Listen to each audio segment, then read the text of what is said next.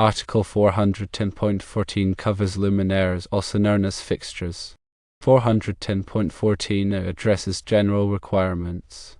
Luminaires must be installed so that exposed ballast transformers or other components operating at over 100 volts are not less than 6 feet, which is 1.83 meters, above the floor.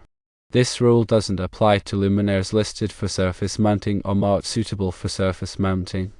There is an exception where luminaires are mounted in a manner to comply with the requirements of Article 410, Part I. 410.14b focuses on suspended luminaires. Luminaires suspended from the ceiling or wall must be securely supported by chains, cables, or other approved means. If the luminaire is suspended by chain, the chain must be of a type designed for the purpose and capable of supporting the luminaire's weight. There is an exception for luminaires suspended by chains provided as part of the luminaire assembly, which are not subject to these requirements.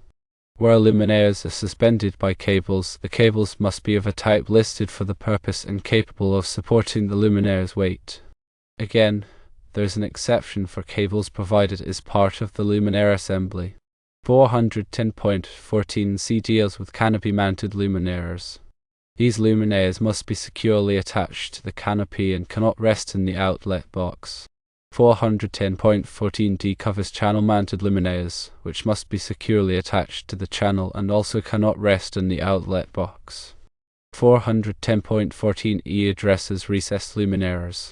These must be installed so that their edges are flush with the surrounding surface. There's an exception where the recessed luminaire is part of a recessed assembly, in which case the assembly must be installed flush with the surrounding surface. Metal-clad, or MC, cable is not designed to support the weight of a luminaire. The correct method involves using a chain specifically designed for supporting the weight of a light fixture.